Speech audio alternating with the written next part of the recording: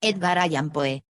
El 4 de 1776, 13 años más tarde de que las 13 colonias sostuvieran disputas separadas con Norteamérica, dijo categóricamente: «Ya no queremos pertenecer a vuestro imperio, nos gobernaremos nosotros mismos». ¿Qué había sucedido?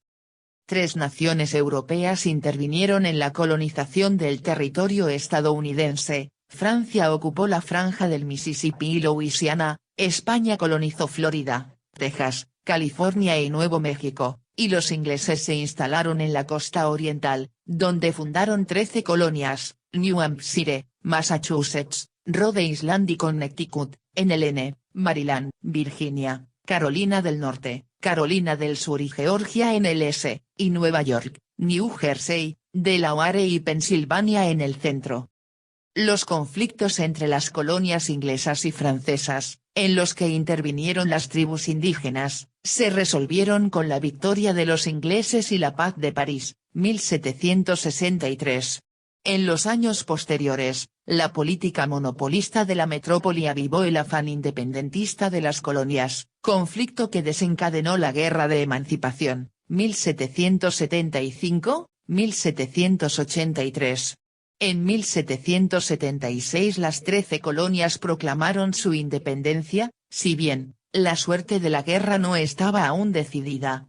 Los colonos americanos, dirigidos por G. Washington y apoyados por el ejército francés, derrotaron a los británicos, que tuvieron que aceptar la Paz de Versalles, 1783. En 1787 se promulgó la Constitución de Estados Unidos, que se ha mantenido vigente hasta la actualidad. Poco después se organizaron 2 grandes partidos, el republicano-demócrata, que se convirtió en el Partido Demócrata a partir de 1828, y el federalista. En 1824, el presidente Monroe, tras reconocer la independencia de las repúblicas hispanoamericanas, formuló su célebre doctrina América para los americanos, por la cual Estados Unidos no estaría dispuesto a aceptar ninguna injerencia europea en el continente americano. Paralelamente, se había la expansión territorial de EUA, compra del territorio de Louisiana a Francia, 1803, y de Florida a España, 1819. La anexión de los territorios de Texas, California y Utah se produjo después de 2 años de guerra con México, 1846-1848. La colonización de las tierras de oeste se realizó a expensas de sus pobladores originarios, las tribus indias norteamericanas, que fueron exterminadas o confinadas en reservas. Al plantearse las atribuciones que correspondían al gobierno federal y a los respectivos estados, se acentuó el enfrentamiento entre los estados del norte, capitalista, industrial y demócrata, y los del sur, agrario, aristócrata y partidario de la esclavitud. ¿Y quién es Edgar Allan Poe? Cuando Poe vino al mundo hacía únicamente 2 años que la flamante nación, EUA, se había dado a sí misma una constitución. En la ciudad de Boston, la misma en que bajo el olmo de la libertad, se reunieron los primeros norteamericanos que se rebelan contra el gobierno de Inglaterra, nació Edgar Allan Poe. Ese hogar le prodigó afecto, comodidad y sobre todo una selecta educación, incluso en Londres donde vivieron un tiempo, ya que John Allan lo había considerado así, porque la nueva nación no le ofrecía favorables perspectivas para sus negocios. Era un comerciante. El 28 de julio de 1815 se trasladan a Escocia donde Poe ingresa a la Irvine Grammar School. En ese entonces allá reinaba George Ives, la victoria de Waterloo debió forjar un ambiente deslumbrador para los viajeros, declinaba definitivamente Napoleón e Inglaterra se convertía en primera potencia marítima. Pero Edgar, niño de 6 años, interno en ese colegio británico, extranjero además, no fue participó seguramente de la euforia colectiva.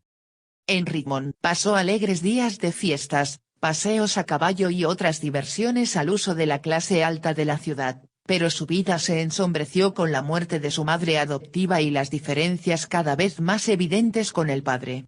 El 21 de julio de 1820 Poe y Allan arriban a New York permaneciendo ahí con un pariente de los Allan, Charles Ellis. 5 años después, Al borde de su regreso de Inglaterra, Poe se entera que Sir Walter Scott, de quien había recibido una gran influencia, publicó Ivanhoe y Lord Byron Manfredo. Tal vez oyó hablar de Goethe y sus afinidades selectivas, así como de Hoffmann y sus cuentos fantásticos. Difícilmente de Chateaubriand Didemme. De Staël, quienes, en el apogeo de su obra entonces, eran también los más firmes opositores de Napoleón. Como todo niño y adolescente de la época, Poe seguramente disfrutó las aventuras de Ivanhoe y Byron, dejándole marcada la idea de los argumentos extensos y complicados que afirmarían su vocación por las letras, lo cual años más tarde, llenos de peripecias, reflejara en su obra Aventuras de Arthur Gordon Pym. Otro hubiera sido tal vez su destino de escritor si llega a vivir Allan Poe a su ciudad natal, pero en 1821 se muda a la Quinta Avenida y se hace cargo de la Clark School, hasta diciembre de 1822. A partir de la tercera década del siglo XIX, precisamente cuando Poe regresó a los Estados Unidos, Massachusetts se convirtió en el escenario famoso de las prédicas idealistas y modernas de Ralph Waldo Emerson. Alrededor de su ilustre país, muy cerca de Boston, solían reunirse escritores importantes entonces, como Henry David Thoreau, Bronson Alcott, Margarita Fuller y el insigne Nathaniel Hawthorne. Quizá el trato con dichos escritores hubiera limpiado el camino de Poe. Tal vez, el propio Emerson se hubiera interesado por el joven Edgar. Es el caso que, convertido ya en crítico, Poe no demostró mucho respeto por Emerson. 1. Carlyle dice en Marginalia, empero ha hecho un importante servicio a la prosperidad, cuando menos, al llevar el palabrerío sonoro y la gazmoñería a ese grado de exceso que inevitablemente produce una reacción. Si él no hubiera aparecido en prosa y a la manera de Emerson, haciendo versos a la manera de Wordsworth, criticando a la manera de Fourier y adaptándonos a la manera de Hudson y de Tom O'Bledland en cualquier otra cosa. Más adelante habla del talento y de la fuerza real del autor de la norma de la vida, pero también en términos irónicos o más bien dicho, exigentes. Compara a Emerson con Aruntio, el imitador de Salustio. A Hawthorne lo trata en forma semejante, aunque mucho menos mordaz. 2. Mr. Hawthorne dice, también en Marginalia, es uno de los pocos cuentistas americanos que el crítico puede elogiar con la mano sobre el corazón. No siempre su tema es de todo original, pero su modalidad es siempre en absoluto verídica. Su estilo, aun cuando nunca vigorizo, es la pureza misma. Este capítulo de la vida de Poe refuerza su vida que apenas empieza de crítico para emprender el vuelo hacia su pasión, el escribir. Poe mira al mundo no como debe ser, sino como cada uno quiere que sea, en su muy particular forma de vida. Viviendo a duras penas de su trabajo literario, mudándose con frecuencia de domicilio, Richmond, New York, Filadelfia y nuevamente New York. El 24 de marzo de 1827 se muda a Boston, en donde, en mayo se hace llamar Edgar A. Perry, enlistándose en la Armada de los EUA, donde es enviado al Front Independence. En el puerto de Boston en ese año es publicado anónimamente su primer libro Tamerlane y otros poemas, Tamerlane's Another Poems. Permanece enlistado 2 años y posteriormente fue promovido a sargento mayor en enero 1 de 1829. En ese entonces ya se había reconciliado con Allan, su padre adoptivo, el cual le consiguió el cargo en la Academia de la Armada, pero pocos meses después fue despedido por negligencia en el deber, y es entonces cuando decide mudarse a Washington, publicándose en diciembre 1830 a la Graph, desde donde empieza a vivir dentro de una penumbra económica, ya que su padre, después de una reconciliación con él, no le perdona sus errores de juventud, por ello no lo nombra en su testamento y muere repudiándolo para siempre, que le afecta en lo que resta de su vida. Después de dejar en febrero 21 de 1831, West Point, en abril se publica Poemas by Edgar A. Poe Second Edition, en New York, pero arribando a Baltimore en el verano de ese mismo año, donde permanece con María Clem, tía, y una sobrina de 11 años, Virginia Clem. Entre 1832 a 1833, Poe gana el primer premio en un concurso patrocinado por The Baltimore Saturday Visitor con su cuento Ms. Foundina Bottle, manuscrito encontrado en una botella.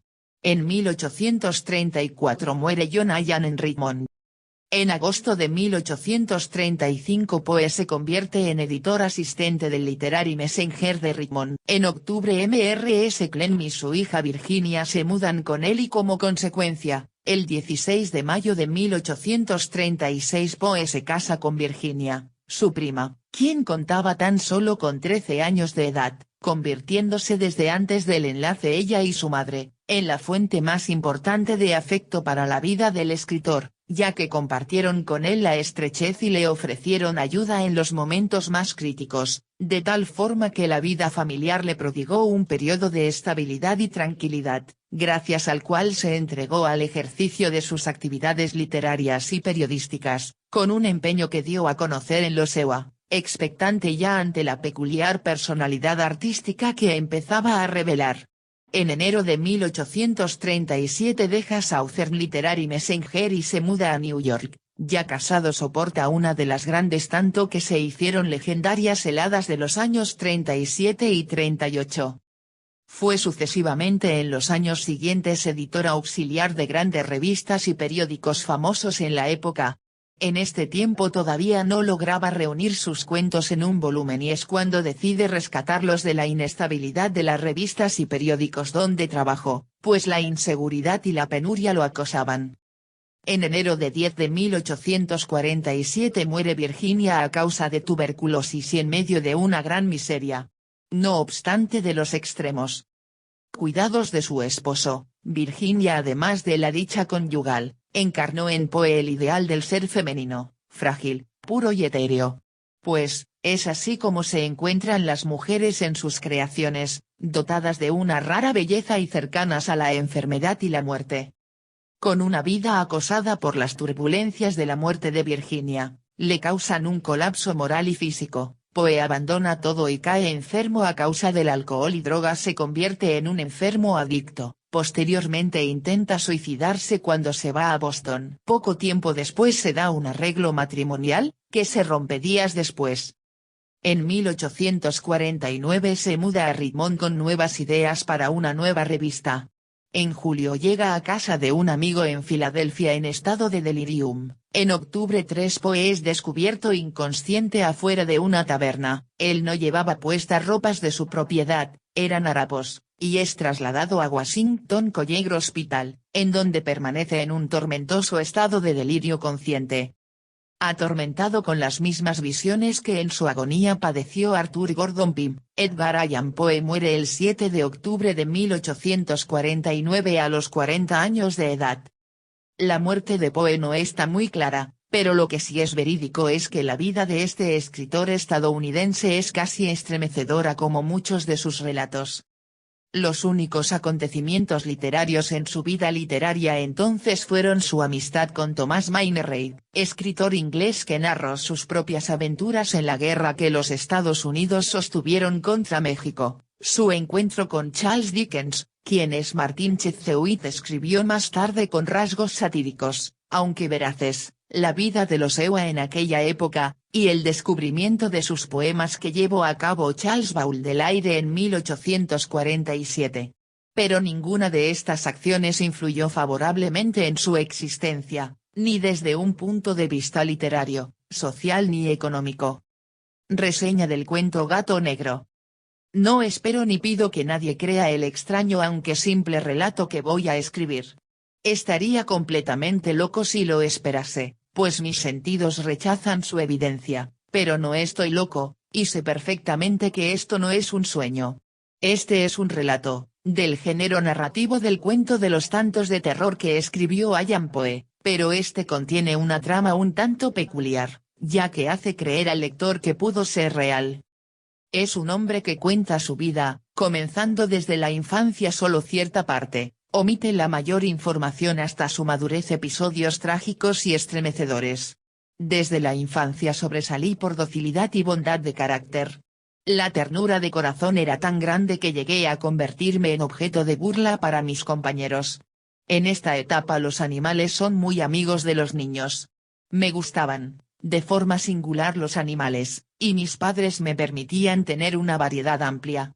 Este rasgo de mi carácter crecía conmigo y, cuando llegué a la madurez, me proporcionó uno de los mayores placeres. Se casó joven, con una mujer que compartía el mismo gusto por los animales que a él sin duda le agradaba, pero fue pasando y como bien se dice nada es eterno y todo cambia. Eso fue lo que ocurrió a este personaje. El hombre se fue transformando, su carácter ya no soportaba a los animales, todo le molestaba y en específico empieza a sentir un repudio por los gatos, y si no fuera poco él poseía uno de ellos al cual quería un tiempo antes y por lo mismo el animal le correspondía de la misma manera. Hubo en él mucha tolerancia hacia el gato, pero su antipatía aumentaba más y más, y fue entonces cuando llegó el día que, una noche en que volvía a casa, completamente borracho, después de una de mis correrías por el centro de la ciudad, me pareció que el gato evitaba mi presencia. Lo agarré, y asustado por mi violencia, me mordió ligeramente en la mano. Al instante se apoderó de mí una furia de diablos y ya no supe lo que hacía. Fue como si la raíz de mi alma se separaba de un golpe del cuerpo, y una maldad más que diabólica. Saqué del bolsillo del chaleco un cortaplumas, lo abrí mientras seguía sujetando al pobre animal por el pescuezo y deliberadamente le saqué un ojo. Pero no fue suficiente ya que dejó que el gatito sanara y, una mañana a sangre fría, le pasé un lazo por el pescuezo y lo ahorqué en la rama de un árbol mientras las lágrimas me brotaban. Sí, mató al pobre animalito. Pero los remordimientos no lo dejaban en paz. No dormía, se despertaba aterrorizado. Así fue que un día, en un bar al que asistía con frecuencia por azares del destino, observó que en uno de los barriles de ginebra se encontraba encima un gato que por supuesto le gustó y por esa razón decidió llevárselo a su casa. Por un tiempo no pasó nada, fue después que de nuevo empezó a aborrecer al gato y de igual manera quiso hacer lo mismo que con el anterior animal gato. Pero con este sucedió algo más grave al querer matarlo, y es que, un día por una tarea doméstica, me acompañó al sótano de la casa vieja donde nuestra pobreza nos obligaba a vivir. El gato me siguió escaleras abajo y casi me hizo caer de cabeza, por lo que me desesperé casi hasta volverme loco. Alzando un hacha y olvidando en mi rabia los temores infantiles que hasta entonces habían detenido mi mano, lancé un golpe que hubiera alcanzado. Pero la mano de mi mujer detuvo el golpe. Su intervención me llenó de una rabia más que demoníaca, me solté de su abrazo y le hundí el hacha en la cabeza. Cayó muerta a mis pies, sin un quejido.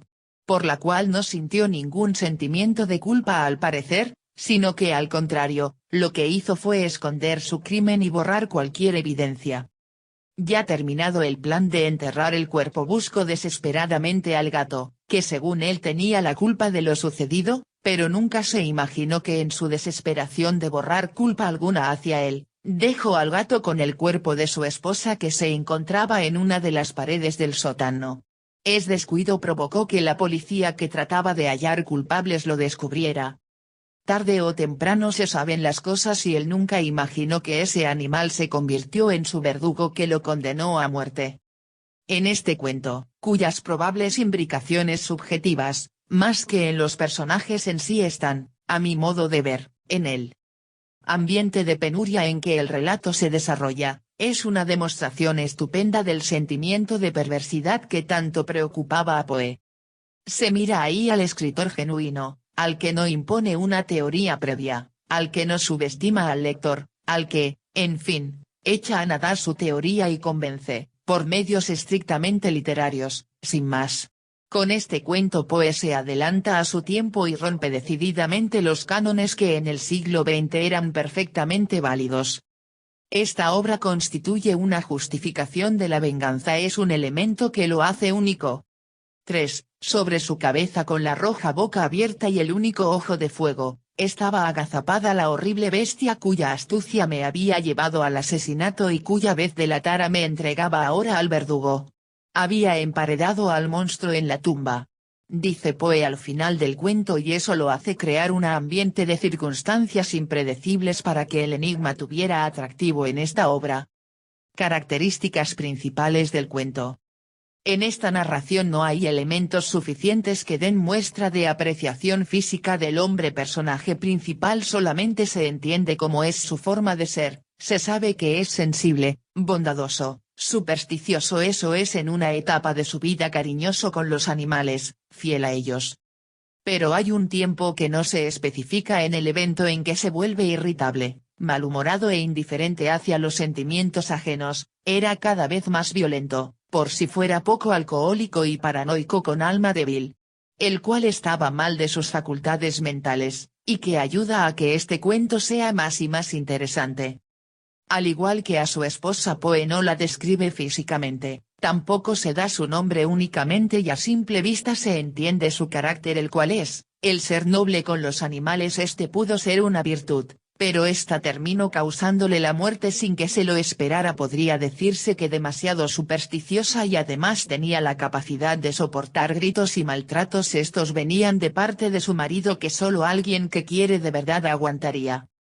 Continuando, se encuentra el gato negro, personaje que a simple vista no se le encontraría mucho valor alguno dentro del cuento, ya que este se caracteriza por ser hermoso, bastante grande, completamente negro y con una sagacidad asombrosa, además de ser inteligente y el mejor amigo del hombre. Por un tiempo este llevaba el nombre de Plutón. La imaginación es una facultad casi dividida que percibe de forma inmediata, al margen de los métodos filosóficos, las relaciones íntimas y secretas de las cosas.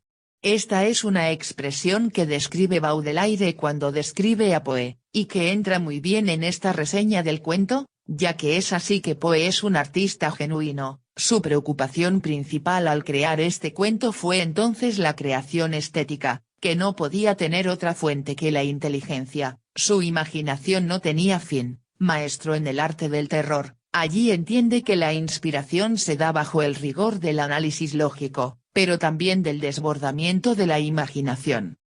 Aquí es donde se da una probadita de sus agudas capacidades analíticas que goza y explota, excavando en el ser de las cosas. Hace que el lector se sienta atraído por lo raro, lo oculto, los mensajes en clave, lo misterioso y todo aquello que requiera este evento para ser perfecto. Esta es una verdadera aventura intelectual donde el crimen y el terror son narrados sin sacrificar la agilidad y coherencia. Los móviles de la obra surgen en medio de los pasares y la honda melancolía que abatieron en ese entonces a Poe, su creador, durante casi todos los días de su vida. El lugar donde se desarrollan los hechos del cuento terminan desde la reja de la cárcel, ya que desde ahí el hombre de la historia comienza a escribir ahí el inicio de su terrible desgracia, diciendo: me siento avergonzado de admitir, sí, aún en esta celda de criminales me siento casi avergonzado de admitir el terror que siento. Pero su narración sucede en la ciudad, en uno de los tantos barrios que existen. La primera parte sucede en su casa, la cual es la que se quema en un incendio. Después, tras pasado un tiempo, tiene que cambiarse a otra, pero esta ya es una mansión. En sí, los acontecimientos o sucesos relevantes se llevan a cabo en el sótano de la misma. Como Poe dice, 5. No se expone una situación para hacerla verdadera, sino para que al que la observa le parezca verdadera. Es así como este escritor hace un juego con el tiempo, ya que al parecer narra en presente sucesos ya pasados, remontándose hasta la infancia, es decir, sigue un orden cronológico con madurez, describe hechos que llevó a cabo días o meses antes, llegando a esta parte su muerte. Aquí es donde queda claro que ya es el fin, citando la siguiente frase: mañana voy a morir, y quiero de alguna forma aliviar mi alma. Del fin que se hable es el del hombre, personaje principal ya sentenciado a muerte. El desasosiego de su alma puso ante los ojos de Poe capciosas imágenes que corren de manera caudalosa en las creaciones. Estas alucinaciones están descritas con más relatividad en este u otro relatos, como Ligera y el célebre poema El Cuervo, y el que se está analizando, Gato Negro, ambos marcados por la muerte. Encuadre de desarrollo psicológico. Análisis _ mentalidad presentada por Edgar Allan Poe. El hombre es un organismo muy complejo con una capacidad enorme de adaptación, es un elemento activo en su propio desarrollo, un organismo al mismo tiempo controlado y controlador. A muy temprana edad Poe tuvo que enfrentarse a una realidad en la que se reflejaba la muerte de sus padres y la tan repentina adopción que sufrió, teniendo que acostumbrarse a un medio de vida diferente, a una nueva sociedad de la cual tenía que distinguir la buena y la mala. Estaba siempre en constante movimiento, viajaba mucho con sus padres adoptivos, pero nunca sufrió de carencias económicas como afectivas. Se acostumbró a una sociedad en la que la crítica y las creencias religiosas predominaban.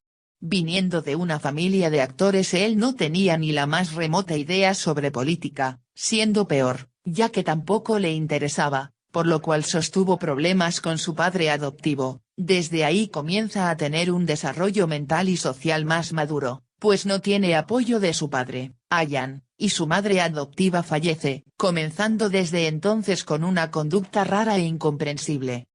A su edad, entre 5 o 6 años, Poe se supone que debería de llevar una infancia llena de sueños, ilusiones y sin ninguna preocupación, lo cual no es así. Se saltó esa etapa importante de juegos que a la larga en un tiempo le proporciona satisfacción, pero trae como consecuencia errores irremediables. Como todo joven adolescente, tiene tropezones en su vida de los que logra salir, pero que dejan una secuela que arrastra y al final entierra junto con él. Decide seguir su vocación de letras. Poe tiene una mentalidad interesante, ya que, 6. Mira al mundo no como debe ser sino como cada uno quiere que sea en su muy particular forma de vida. Poe no acepta el mundo circundante, ni el más allá tal como les era impuesto, despreció su ambiente y se apresuró hasta lo metafísico y lo dogmático. No llamaban su atención los políticos ni los hombres de empresa, ni los científicos contemporáneos. Vivía para la literatura, sin más. Pero en sí, ¿qué impulsa a Poe a escribir? Como ya se mencionó anteriormente, él llevó una infancia muy acelerada. En este caso Freud dice 7, la formación de la mente es, entonces, relativamente tardía en el desarrollo del niño y requiere tanto una previa y apreciable discriminación entre yo y no yo, como una relativa emancipación de las cosas, de la acción y del presente inmediato manifestado entre los 3 y 5 años. Pero antes de esta separación entre acto y pensamiento tiene que haber ocurrido una separación entre cuerpo y acción, es decir, tiene que haberse formado la acción, modo de comportarse con la sociedad como distinta del cuerpo. Eso es lo que pasa con Poe. Todavía es un niño, pero su mentalidad evoluciona y comienza a tener pensamientos ya más avanzados e inteligentes que a su edad no es común notar. Avanzando un poco más, aunque en su país y el mundo tardaron en reconocerlo, Edgar Allan Poe fue la primera figura nacional, para verdadera sorpresa de quienes buscaban una renovación radical de este arte. Poe se aisló del espíritu tradicional de los Estados Unidos, guiado en esos días por el entusiasmo patriótico y optimista. Motivos empleados por sus antecesores, como el amor, la rebelión, la nacionalidad, entre otros, fueron ajenos a su literatura y creó una concepción que conquistó territorios inescrutados. Mostró una personalidad observadora y reflexiva sobre los hechos del mundo y trató de explicarlos al tenor de su misma naturaleza. Esto Sigmund Freud lo explica así. 8. La personalidad es el centro de estudio de la psicología porque es la unidad a la que quedan referidas todas sus manifestaciones, conducta, motivación, etc. Aunque la conducta en todas sus variantes, es el fenómeno que nos permite el estudio de la personalidad y esta última es algo más que sus manifestaciones. La conducta es siempre un efecto, respuesta o salida a una situación dada y sus manifestaciones coexisten en la mente, el cuerpo y las acciones, modo de ser externo, aunque puede predominar alguna de ellas. Queriendo decir en específico que Poe adoptó una conducta según el problema que enfrentaba, pleitos, risas, enfermedad, etc. Y es así como va forjando su personalidad misteriosa pero llena de imaginación. Pudiendo así ejemplificar con la división que hace Freud a la personalidad. 9. La dividió en 3 sectores, que llamó yo, superyo y ello. Este último es el reservorio de todos los impulsos, el superyo es una parte que condensa las normas y exigencias mientras que el yo es la parte de la personalidad que responde a la realidad exterior y adapta la personalidad a la misma, así como distribuye y controla el ello y el superyo. Que de una manera así es como está distribuida la mente y personalidad de Poe, pues como artista genuino su primera preocupación fue entonces la creación estética, que no podía tener otra fuente que la inteligencia. Allí entendió que la inspiración se da bajo el análisis lógico, pero también del desbordamiento de la imaginación hasta bordear los confines del horror. Poseyó precisamente esas capacidades analíticas las cuales explotó y gozó, excavando en el ser de las cosas. Se sintió atraído por lo raro, lo oculto, los mensajes en clave, lo misterioso y todo aquello que requiera, antes de la intuición, de un método lógico. Con esto realizó en cada una de sus historias, verdaderas aventuras intelectuales. La curiosidad por lo macabro surgió de la mente en constante ebullición de Poe para combinarse con la lucidez lógica. He ahí el origen del miedo torturante y paralizador que acosa a los personajes de sus relaciones y que solo el hombre pensante logra destruir. No hay personalidad sin conductas, ni hay conductas sin personalidad está propiamente dicho, ya que es difícil creer cómo la mente puede llegar a crear obras tan perfectas que a simple vista nunca se creería que son de alguien que esté cuerdo. Pues Poe, de entre los pesares y la honda melancolía que lo abatieron, surge como el mejor de los maestros en su género. Terror y suspenso. Coexistió en medio de las secuelas que había dejado disputas entre su país Ewa con otras potencias del mundo, no había una recuperación total todavía. El dinero no era fácil de conseguir y aquí cabe mencionar la situación de Poe, su ir y venir, de un lugar a otro, nunca estuvo estable, tenía que buscar la manera de sobrevivir, ya que en esos tiempos ser escritor no dejaba mucho dinero, existiendo una gran desigualdad entre la sociedad porque los ricos tenían dinero, pero en exageración y los pobres eran extremadamente pobres. Poe, en una etapa de su vida, vivió cómodamente, sus padres adoptivos le daban todo, pero esto es solo hasta que muere su padre Allan, ya que él no le dejaba ni un quinto a razón de disputas y diferencias que tanto Poe como Allan no supieron solucionar. Siendo este otro suceso que aumenta el equilibrio o desequilibrio, no se puede confirmar aún ya que da indicios de un problema pero en algunos casos demuestra lo contrario. La personalidad de Poe es suspicaz y de esta forma se puede formular una pregunta, ¿qué carácter y temperamento presenta? Aquí se puede citar a Freud, 10. El temperamento está constituido por las características afectivas más estables y predominantes, refiriéndose a que por siempre mantuvo un temperamento calmado y pacífico, lo cual es verídico, ya que su biografía no da móviles de algún hecho violento en el que lo haya entrado.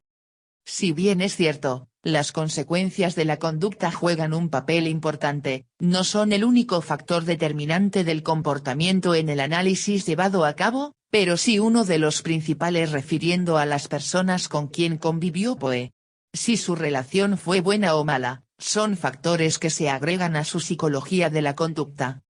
Si estas relaciones fueron malas no precisamente esto trajo problemas especialmente en la explicación de su conducta adictiva como dice Freud, 11. El comportamiento humano ha llevado también a identificar un problema psicológico con las morfologías de conducta implicadas en él, beber como alcoholismo, fumar como tabaquismo, comer como obesidad, pensar reiteradamente como obsesiones, etc. Y nada más de esto se toma la parte del alcoholismo en la que Poe cae muy hondo y profundo, trayéndole consecuencias trágicas. Lo acechó el sino trágico, con pausas muy efímeras. La repentina muerte de su esposa Virginia muere de tuberculosis y otras tantas penas son las causas por las que Poe entra en una etapa de depresión que hace que caiga en las garras del alcohol, convirtiéndose así en un enfermo alcohólico. A simple vista no se ve que fuese grave, pero si se define lo que significa ser alcohólico se comprenderá mejor. Esta es una enfermedad progresiva tanto espiritual y emocional o mental, como física. Con este mal todo alcohólico parece haber perdido el poder de controlar su manera de beber. Agregando que también es una enfermedad crónica, es decir, un desorden de la conducta caracterizada por la ingestión repetida de bebidas alcohólicas hasta el punto de que excede a lo que está socialmente aceptado y que interfiere con la salud del bebedor. Dícese de otra manera, que un enfermo alcohólico tiene problemas en todos los ámbitos de su vida. Desde los físicos, en su organismo, hasta los familiares y sociales. Siendo esto cierto en el caso de Poe, pues ya que después de ser tan inteligente, imaginativo, poseer una personalidad incomparable y demás, se convierte en un vagabundo. Con esto cuentan conocidos de él que Poe, como un vagabundo más, se dirigió a una población cercana a Baltimore para recibir el dinero de la chusma, de borrachines, que recibían a cuenta de ciertos partidos políticos, para depositar un voto a su favor, dinero que posiblemente necesitase para emborracharse. Todo ello le causa la muerte, ya que, a nivel individual, el alcohol puede propiciarle la aparición de cirrosis hepática, que es una enfermedad del hígado, que lleva a la muerte en ocasiones luego de una dolorosa agonía. Esta sí la llega a sufrir Poe.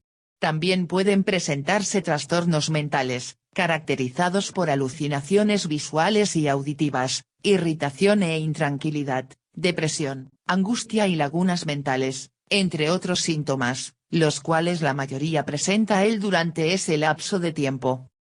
A Poe, a nivel familiar este problema le causa aún más graves conflictos. En este caso se puede hacer referencia a lo que dice el Dr. Bob, 13. La conducta alcohólica del alcohólico tiene un efecto directo en su cónyuge, sus hijos y el resto de sus parientes cercanos. Cuando hay un alcohólico en casa, se crea un ambiente de ansiedad, violencia y conflictos serios que dañan a personas ajenas o dentro de la familia. Teniendo él razón, ya que después de la muerte de Virginia, Poe se queda con Miss Clem, la madre de Virginia, la cual al poco tiempo se va, ya que Poe comienza a tomar excesivamente. Ya nadie de su familia la aceptaba a causa de lo mismo, el alcohol. A nivel social el alcoholismo está estrechamente ligado con el aumento de los índices de violencia y criminalidad. Es un factor importante en los accidentes de tránsito. También propicia el ausentismo laboral y la pérdida de empleo.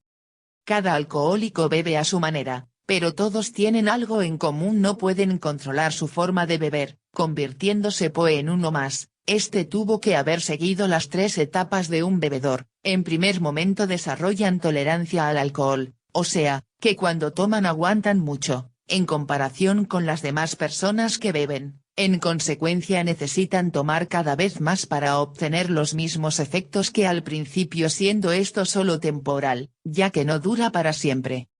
Esta siguiente etapa coincide con el caso de Poe, empieza la ruina total. La persona prácticamente vive alcoholizada y va sumando dificultades con la familia, con los amigos y en el trabajo, lo que lleva a sufrir dificultades económicas. Primero se va cayendo en la soledad, evita a sus amigos y a sus familiares, y estos a su vez procuran alejarse de ella. Segundo, vivir para beber y casi no come. En ocasiones recibe ayuda médica parcialmente para combatir su angustia o su debilidad. Por último, cambia radicalmente su personalidad, sus propios amigos y parientes lo desconocen. Aquí es donde Poe sufre trastornos graves, como desnutrición, debilidad y alucinaciones. Cuando alguien llega a esta etapa, se encuentra en un punto donde solo hay 2 senderos: a. Si decide continuar por el camino del alcohol, le espera el derrumbe definitivo, la invalidez, la agonía y la muerte. Otro sendero es dejar de beber definitivamente e iniciar un lento retorno hacia la salud. Poe siguió el primer sendero, que lo llevó a un final trágico. No pudo ser posible combinar los 2 senderos, ya que no hay manera de seguir bebiendo y curarse del alcoholismo. La única forma de controlar el alcoholismo es lograr la abstinencia total. Cosa que el autor no llegó a hacer. Puede que haya sido porque no tuvo apoyo de otras personas, no hubo motivación hacia él, igual y no tenía ni la más remota idea de lo que se estaba causando, todo a causa de la desinformación de la sociedad en ese tiempo. Siendo estos los móviles de la obra literaria que surgió en medio de los pesares y la honda melancolía que lo abatieron durante casi todos los días de su vida, desde la orfandad en la infancia, hasta la muerte delirante por excesos del alcohol, pasando por el repudio del padre adoptivo, la muerte joven de su esposa y otras penas. Por ello llegó a pensar que cualquier alegría o satisfacción estaban vedadas por él, pero dado también su anhelo inquebrantable por la belleza, cifró la consumación de esta en la tristeza más que en cualquier otro estado de ánimo. El desasosiego de su alma puso sus ojos capciosas imágenes que corren de manera caudalosa en las creaciones. Estas alucinaciones están descritas con minucia en relatos como El Cuervo. Con sus delicadas interpretaciones respecto de la creación como operación psíquica, obtuvo una concepción extensísima del arte literario a raíz del punto nuevo y privilegiado en que se ubicó. Por lo que es el responsable de géneros como el citado detectivesco, la ciencia ficción, la poesía interesada en el origen del universo o cosmogónica y la introducción de estados enfermizos de la razón. Características psicológicas del personaje principal de Gato Negro. ¿Es posible formular un juicio acerca de la mente de una persona que ni siquiera existe? Esta es una pregunta que contiene una respuesta no muy clara lógica en el plano del modelo psicosocial, ya que este hombre al cual se analiza no se le conoce, o al menos no hay dato específico de él, físicamente, no tiene una biografía extensa, pues no hay sucesos trascendentales en su vida, simplemente se habla de una etapa de su vida. La niñez también se cuenta, pero en este caso no entra en este contexto, de la cual no se encuentra dentro del cuento datos verídicos que lo comprueben. Entrando a la síntesis de sus características del hombre, tampoco tiene nombre esta su infancia, en la cual no sufre de algún problema grave que le deje secuelas en su vida futura, sino que al contrario vive en un ambiente de felicidad, ya que nunca estuvo privado de afecto, del sentimiento de seguridad y de ninguna manera sufre de carencias económicas, pues siempre se le cumplía algún capricho que tuviera. En general lleva una infancia feliz y normal dentro de lo que cabe decir. Es difícil saber interpretar la vida de un hombre que solo vivió en la mente de alguien más, pero es tan perfecta que nadie creerá que es solo un fantasma dentro de una mente en ebullición constante, aludiendo aquí en la figura de Edgar Allan Poe, escritor.